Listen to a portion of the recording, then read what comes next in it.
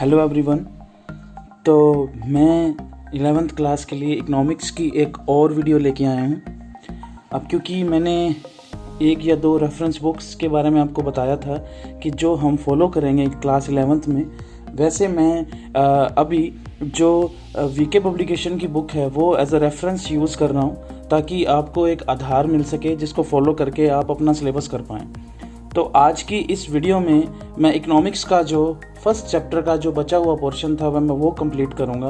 पिछली वीडियो में मैंने इकोनॉमिक्स का मीनिंग आपको बताया था, है ना, इकोनॉमिक प्रॉब्लम बताया, different types of economies, economy का मतलब बताया। ये सब टॉपिक्स जो हैं हम पिछली वीडियो में कवर कर चुके हैं। अब आज की इस वीडियो में मैं एक और पोर्शन की बात करूँगा जिसमें हम इकोनॉमिक्स के जो टाइप्स हैं, जो उसकी क्लासिफिकेशन है वो कितने तरह की है, या इकोनॉमिक्स की स्टेटमेंट कितने तरह की होती हैं, उसकी हम डील करेंगे। और श्योरिटी से मैं आपको बोल रहा हूँ कि मैं बिल्कुल सिंपल लैंग्वेज यूज़ करूँगा आपको समझाने के लिए। अगर आप इसे ध्यान से सुनेंगे तो जो माइक्रो इकोनॉमिक्स की बुक में जितने भी चैप्टर्स हैं आप उनसे लिंक बना पाएंगे कि हाँ, कि हम ये चीज़ स्टडी कर रहे हैं, ये माइक्रो इकोनॉमिक्स के अंदर है। तो जैसा कि आपको पता है, आपके 11th क्लास में आपकी एक बुक स्टैटिस्टिक्स फॉर इकोनॉमिक्स है और दूसरी माइक्रो इकोनॉमिक्स है। तो जनरली ये अभी बेसिक पार्ट चल रहा है, ये दोनों बुक का ही है। अगर आप स्टैटिस्टिक्स फॉर इकोनॉमिक्स का फर्स्ट चैप्टर देखेंगे या आप माइक्रो इकोनॉमिक्स का फर्स्ट चैप्टर देखेंगे, ये दोनों बुक्स में ही हैं। ये चैप्टर आपको दोनों बुक्स में मिलेंगे, ये बेसिक पार्ट आपको दोनों बुक्स का फर्स्ट चैप्टर मिलेगा। ठीक है, तो आज जो मैं टॉपिक कवर करूँगा वो है माइक्रो इकोनॉमिक्स और मैक्रो इकोनॉमिक्स में डिफरेंस, और नॉर्मेटिव स्टेटमेंट और पॉजिटिव स्टेटमेंट में क्या डिफरेंस होता है, वो ये दोनों टॉपिक्स मैं इस वीडियो के अंदर कवर करूँगा। तो चलिए इस टॉपिक को शुरू करते हैं। तो जैसा कि आप देख पा रहे हैं, मैंने इकोनॉमिक्स को का कुछ डिवीज़न कर रखा है माइक्रो और मैक्रो के अंदर, है ना। और तो अब इन दोनों का मीनिंग और दोनों में डिफरेंस क्लियरली मैं आपको बताने वाला हूँ। उससे पहले अगर आपने मेरा चैनल सब्सक्राइब नहीं किया है तो प्लीज़ मेरा चैनल सब्सक्राइब कर लें। और वो लोग जो पहली बार मेरी ये वीडियो देख रहे हैं उनको मैं ये बता दूँ कि मैं ये कंटेंट लेके आता रहता हूँ। +1 और +2 का इकोनॉमिक्स और अकाउंट्स का सिलेबस जो है मैं कंटिन्यूसली करवाता जा रहा हूँ रेफरेंस बुक्स की हेल्प से।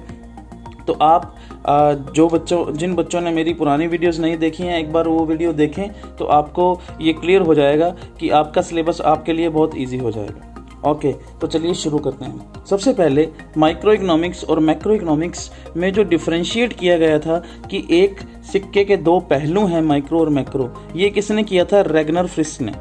किसने किया था? रैगनर फ्रिश के माइंड में ये चीज़ आई थी कि माइक्रो और मैक्रो दो तरह के इम्पैक्ट्स होते हैं।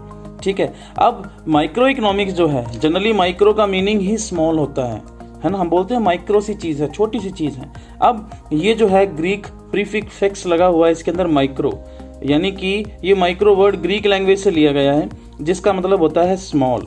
और मैक्रो भी जो है ग्रीक लैंग्वेज से लिया गया है जिसका मतलब होता है लार्ज।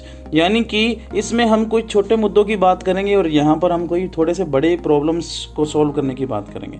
तो अब देखिए माइक्रो इकोनॉमिक्स का क्या लिखा हुआ है? Branch of economics that studies the behaviour और problems at the level of individual, a single firm, a single industry, a single market. जब एक ऐसी ब्रांच है इकोनॉमिक्स की जो प्रॉब्लम स्टडी करेगी किसकी बेस पर? एक इंडिविजुअल पर्सन, इंडिविजुअल का मतलब एक अकेला व्यक्ति, एक पर्सन, या सिर्फ एक फर्म, अब एक इंडस्ट्री, एक मार्केट। अब पहले आपको मैं ये चीज़ बता दूं कि आप जो फर्म है और जो इंडस्ट्री है वो हम दोनों का मतलब जो है सेम मीनिंग में लेते हैं, पर इसमें थोड़ा सा डिफरेंस है। बेटा, सिंगल फर्म का मतलब होता है सिंगल इंडिविजुअल बिजनेस यूनिट। यानी कि जैसे मान लो मैं अगर कपड़े के बिजनेस की बात करूं, अगर कपड़े की मैं एक फर्म देखूं मार्केट में तो उसे एक सिंगल फर्म बोला जाएगा। अगर मैं एक इकोनॉमी के अंदर जितनी भी टोटल फर्में हैं कपड़े की, उन सबको जोड़ दूं तो वो कपड़े की क्या बन जाएगी? इंडस्ट्री बन जाएगी। पर अब ये सिर्फ ओनली एक इंडस्ट्री की बात, सभी इंडस्ट्रीज तो बहुत सारी हैं, पर यहाँ पर मैं सिर्फ सिंगल इंडस्ट्री की बात कर रहा हूँ, जैसे फॉर एग्जांपल कपड़े की। ठीक है, तो जब मैं जो प्रॉब्लम स्टडी करूंगा जहाँ पे इंडिविजुअलिटी आ जाए, एक फर्म, एक पर्सन, या एक इंडस्ट्री, या एक सिंगल मार्केट, तो वो किसका पार्ट बन जाएगा? माइक्रो इकोनॉमिक्स का।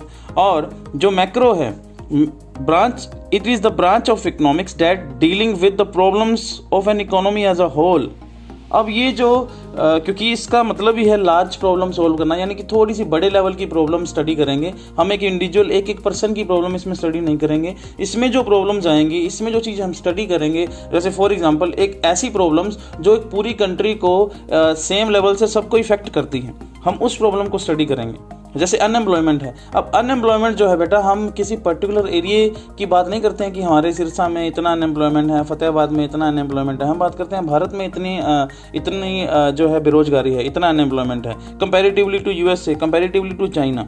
तो ऐसी जब प्रॉब्लम्स को स्टडी किया जाता है तो वो मैक्रो इकोनॉमिक्स का पार्ट बन जाता है। ओके, अब उसके बाद यहाँ पर बेटा मैंने बोला सिंगल इंडिविजुअल। अब इंडिविजुअल एक कंज्यूमर भी हो सकता है और एक प्रोड्यूसर भी हो सकता है। दोनों के सामने भैया चॉइस की प्रॉब्लम है ना। इकोनॉमिक प्रॉब्लम तो दोनों के सामने है। क्यों? क्योंकि बेटा इंडिविजुअल ने पैसे स्पेंड करने हैं, मनी स्पेंड करने हैं, तो उसके पास मनी भी, रिसोर्सेज कंज्यूमर के पास भी लिमिटेड है, और प्रोड्यूसर ने प्रोडक्शन करना है, रिसोर्सेज इसके पास भी लिमिटेड है। तो दोनों को अपनी प्रॉब्लम जो है स्टडी करनी पड़ेगी, देखना पड़ेगा कि मैं, कंज्यूमर कहेगा मैं मैक्सिमम सेटिस्फेक्शन कैसे अर्न करूं, प्रोड्यूसर सोचेगा मैं मैक्सिमम प्रॉफिट कैसे अर्न करूं with the use of the limited resources. तो ये माइक्रो इकोनॉमिक्स का पार्ट बन जाएगा।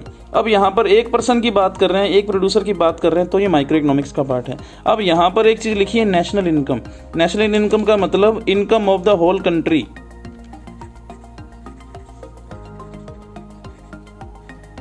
यानी अगर मैं बात करूं पूरी कंट्री की इनकम कितनी है, इस जैसे इंडिया के अंदर लगभग 133 करोड़ हमारी पॉपुलेशन है, 135 करोड़।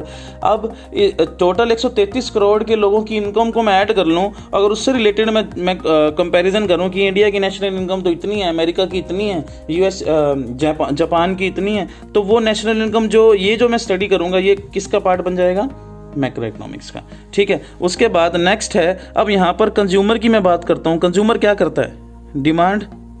कंज्यूमर डिमांड करता है और प्रोड्यूसर क्या करता है?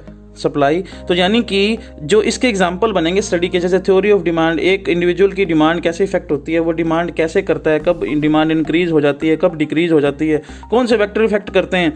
या थ्योरी ऑफ कंज्यूमर बिहेवियर, यानी कि एक कंज्यूमर जो है वो कब सेटिस्फेक्शन, कब बैलेंस में आता है, कब वो इक्विलिब्रियम में आता है।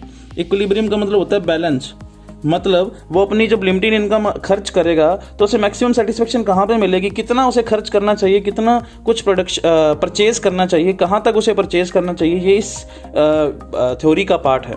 तो ये क्योंकि एक कंज्यूमर से डील करता है तो ये माइक्रो इकोनॉमिक्स का पार्ट है। उसके बाद सप्लाई की मैं बात करता हूँ, तो जैसे कंज्यूमर डिमांड करता है तो प्रोड्यूसर क्या करेगा? सप्लाई। अगर कंज्यूमर परचेज करना कुछ चाहता है वो तो तभी परचेज कर पाएगा जब मार्केट में उसके पास कुछ अवेलेबल होगा। अब मार्केट में अवेलेबल कब होगा? जब उसे प्रोड्यूसर अवेलेबल करवाएगा। तो जब प्रोड्यूसर मार्केट में कुछ अवेलेबल करवाता है तो उसे बोलते हैं थ्योरी ऑफ सप्लाई। यानी सप्लाई क्या, एक प्रोड्यूसर की सप्लाई कैसे इफेक्ट होती है, कौन कौन से फैक्टर इफेक्ट करते हैं, सप्लाई होती क्या है, ये सारी चीजें हम माइक्रो इकोनॉमिक्स के अंदर स्टडी करते हैं। अब थ्योरी ऑफ प्राइस भी है यहाँ पर, यानी कि जब ये कुछ प्रोडक्शन करेगा, मार्केट में सप्लाई करेगा प्रोड्यूसर, अब वो जो चीजें हैं उसका प्राइस कैसे डिसाइड किया जाएगा, किन पावर्स की हेल्प से उनका प्राइस डिसाइड किया जाएगा। तो ये मार्केट जो है जो जिस भी मार्केट के अंदर हम ये डिसीजन ले रहे हैं तो वो माइक्रो इकोनॉमिक्स की स्टडी का पार्ट बन जाएगा। इसके अलावा जब यहाँ पर मैं बात करूँगा, यहाँ पर तो एक पर्सन की डिमांड है, यहाँ पर एग्रीगेट डिमांड है। यानी एक डिमांड, एग्रीगेट डिमांड का मतलब या एग्रीगेट सप्लाई का मतलब एक कंट्री के अंदर, क्योंकि मैंने बोला इकोनॉमी एज अ होल लेंगे, यहाँ पर पूरी कंट्री लेवल पे बात करेंगे। तो बेटा जब हम डिमांड की बात कर रहे हैं, एक कंट्री के अंदर एक पर्टिकुलर टाइम पीरियड के ऊपर सभी गुड्स और सर्विसेज की टोटल कितनी डिमांड है, सारी चीज़ों की। यहाँ पर तो किसी पर्टिकुलर चीज़ की डिमांड की बात कर रहे थे, जैसे फॉर एग्जांपल बुक की डिमांड। अब यहाँ पर बुक्स की, शूज़ की, कपड़ों की, जितनी भी चीज़ें हम यूज़ कर रहे हैं, कारों की, बाइकों की, सब चीज़ की, बाइक्स की, सब चीज़ की जितनी भी टोटल डिमांड बनेगी उसे एग्रीगेट डिमांड बोला जाएगा। अब एग्रीगेट सप्लाई का मतलब भी ऐसा ही होगा कि सारे प्रोड्यूसर मिलकर सारी चीज़ों की कितनी सप्लाई दे पा रहे हैं एक पर्टिकुलर कंट्री के अंदर, उसे एग्रीगेट सप्लाई बोल दिया जाएगा। ठीक है, अब जैसे इसमें एक कंज्यूमर की इक्विलिब्रियम की बात कर रहे थे बैलेंस में, अब यहाँ पर पूरी इकोनॉमी की बात करेंगे, पूरी कंट्री इक्विलिब्रियम में कैसे आती है, यानी कि aggregate demand is equal to aggregate supply कब होगा, पूरी टोटल जो डिमांड है वो पूरी सप्लाई के इक्वल कब हो जाएगी।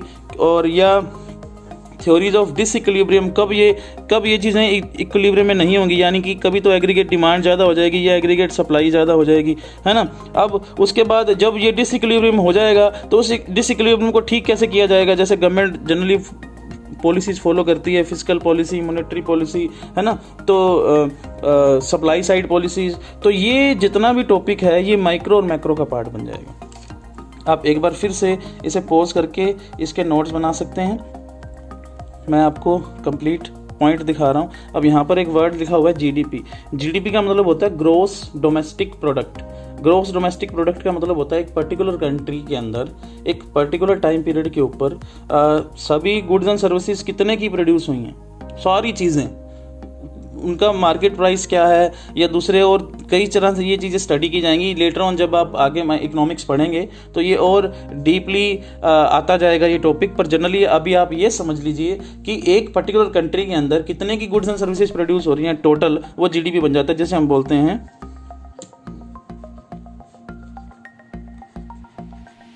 ग्रोस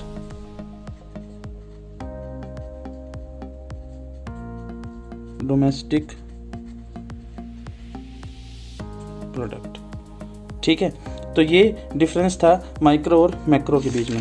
ये जो सेकंड टॉपिक है ये इकोनॉमिक्स का स्टेटमेंट्स के बारे में बात है। ये क्या चीज़ है, जनरली हम कई बार इकोनॉमी के बारे में बात कर रहे होते हैं कि इकोनॉमी के अंदर ये चीज़ चल रही है, हमारे इंडिया की पॉपुलेशन इतनी है, पहले इतनी थी, अगर इसी रेट से चलती रही तो पॉपुलेशन इतनी हो जाएगी। यानी कि हम कोई ना कोई अपनी स्टेटमेंट दे रहे हैं किसी कंट्री के बारे में या सिस्टम के बारे में, है ना। अब ये स्टेटमेंट्स जो होती हैं ये दो तरह की होती हैं, या कई बार ऐसा होता है कोई बड़ा इकोनॉमिस्ट, जैसे मनमोहन सिंह, अगर आपको पता ना हो तो भारत के बहुत बड़े इकोनॉमिस्ट हैं, हालांकि उनको ऐसे ट्रीट किया जाता है कि वो कम बोलते हैं। पर मैं आपको बता दूं कि इकोनॉमिक्स के अंदर जितनी नॉलेज उनको है हमारी कंट्री के अंदर, उतनी उनके इक्वलेंट किसी को नहीं है ना। तो अब कई बार मान लीजिए अगर मनमोहन सिंह कोई बात करें कि इन्फ्लेशन रेट या महंगाई दर या पॉपुलेशन की बात की, अगर इसी रेट से बढ़ती रही, हमें पॉपुलेशन को कंट्रोल करना चाहिए, अगर ऐसा होगा तो ऐसा हो जाएगा, हमें इसके लिए एजुकेशन प्रोग्राम्स लाने चाहिए। अगर वो चाहिए वर्ड यूज कर रहे हैं, यानी कि वो अपनी क्या दे रहे हैं, अपना क्या दे रहे हैं, ओपिनियन दे रहे हैं। जब कोई इकोनॉमिस्ट अपना ओपिनियन देगा, ओपिनियन तो कैसा भी हो सकता है, किसी भी दिशा में जा सकता है ना। तो जब ओपिनियंस की बात की जाती है तो वो नॉर्मेटिव इकोनॉमिक्स का पार्ट बन जाती है। अब यहाँ पर जो है, जैसे मैंने लिखा हुआ फैक्ट्स एंड फिगर, हम किसी फिगर के ऊपर बात करेंगे, फैक्ट्स के ऊपर बात करेंगे, यानी कि आपके पास कोई ना कोई डेटा अवेलेबल रहेगा। जैसे अगर मैं बोलूं जब हम आज़ाद हुए थे 1947 में, तब हमारी पॉपुलेशन उतनी थी, कोई ना कोई अमाउंट होगी। अब उसके बाद जो है 2000 के अंदर हमारी पॉपुलेशन इतनी हो गई, अब करंट में 133 करोड़ हो गई। तो यानी कि मैं फैक्ट्स और फिगर्स के ऊपर बात कर सकता हूँ, और विच कैन बी वेरीफाई और विच कैन बी प्रूव, जिसे आप प्रूव कर सको। आपके पास डेटा रहेगा, आपको अपनी स्टेटमेंट को प्रूव करने के लिए आपके पास बात रहेगी कि हाँ, कि हमारे पास ये डेटा है, हमारे पास अवेलेबल है, तो आप अपनी बात को सिद्ध कर सकेंगे, अपनी बात को प्रूव कर सकेंगे। किसके बेस पे? कुछ ना कुछ एविडेंसेस होंगे, रिपोर्ट्स होंगी, न्यूज़ की रिपोर्ट्स होंगी, है ना, या वो NSSO की रिपोर्ट होगी, है ना। तो अब यहाँ पे कोई भी ओपिनियन की बात नहीं की जाती, यहाँ पे डेटा की बात की जाएगी। तो ऐसी स्टेटमेंट जब रहेगी तो वो कौन सी बन जाएगी? Positive economics. अब जैसे यहाँ पे बोला मैंने, वैल्यू जजमेंट या ओपिनियन बेस्ड बात रहेगी, यानी कि यहाँ पर कोई ना कोई इकोनॉमिस्ट अपना क्या देगा? ओपिनियन देगा। अब जब ओपिनियन होता है ना भैया, ओपिनियन से क्या छूट जाती हैं? डिबेट्स स्टार्ट हो जाती हैं। अब जैसे हो सकता है वो बोले जी एजुकेशन प्रोग्राम लाने चाहिए, पॉपुलेशन बढ़ रही है, दूसरे बोले नहीं हमें हेल्थ केयर लाने चाहिए। तो ये डिबेट्स का विषय बन सकता है जब कोई इकोनॉमिक स्टेटमेंट ऐसी होती है कि जहां पर ओपिनियन दिया जाए, तो वो नॉर्मेटिव इकोनॉमिक्स का पार्ट बन जाता है। उसके बाद इसका कोई वेरिफिकेशन नहीं है, ये जनरली मैं अपना ओपिनियन दे सकता हूँ, आप अपना ओपिनियन दे सकते हैं, ऐसे कोई और इकोनॉमिक्स अपना ओपिनियन दे सकता है ना। उसका कोई वेरिफिकेशन नहीं है, वो मेरे पास है कि मैं अपने बुद्धि के अनुसार कोई बात कर रहा हूँ। उसके बाद जो इसका लास्ट पॉइंट है वो लिखा हुआ है व्हाट ought टू बी, क्या होना चाहिए। ये चाहिए वर्ड ought जो होता है शुड लगभग सेम वे में यूज किए जाते हैं, यानी कि क्या होना चाहिए इकोनॉमी के अंदर, किसके ऊपर बात की जानी चाहिए। अब ये जब की जानी चाहिए वाली बात होगी तो वो क्लियरली आपको पता चल रहा है कि वो किसी ना किसी का ओपिनियन है ना। तो जब ओपिनियन बेस्ड बात की जाती है, जब किसी से ओपिनियन मांगा जाता है या वो अपना ओपिनियन दे किसी पर्टिकुलर जगह के बारे में, किसी पर्टिकुलर सिचुएशन के बारे में, कंडीशन के बारे में, तो वो नॉर्मेटिव इकोनॉमिक्स का पार्ट बन जाएगा। और जब वो फैक्ट्स के ऊपर बात करे, वो एविडेंसेस के ऊपर बात करे जिन्हें हम प्रूव कर सकें, तो वो पॉजिटिव इकोनॉमिक्स का पार्ट बन जाएगा। आई होप आपको ये टॉपिक दोनों अच्छे से समझ आ गए होंगे। अगर आपको किसी भी टॉपिक के रिगार्डिंग, कंटेंट के रिगार्डिंग कोई भी डाउट हो तो प्लीज़ मुझे कमेंट बॉक्स में बता दें। अब मैं आपको बता दूं, वीके पब्लिकेशन की जो बुक आप उठाएंगे माइक्रो वाली, उसके हिसाब से फर्स्ट चैप्टर के अंदर जितना भी कंटेंट है मैं वो आपको बता चुका हूँ। आई होप आपको फर्स्ट चैप्टर इजीली समझ आ गया होगा। तो नेक्स्ट वीडियो में हम मिलेंगे। उससे पहले आप फर्स्ट जो भी मेरी वीडियोस हैं फर्स्ट चैप्टर के ऊपर, उन्हें अच्छे से स्टडी कर लें, अच्छे से नोट्स बना लें, तो सेकंड चैप्टर आपके लिए समझना बहुत इजी हो जाएगा। तो मिलेंगे हम नेक्स्ट वीडियो में, तब तक के लिए गुड बाय, शब्बा खैर।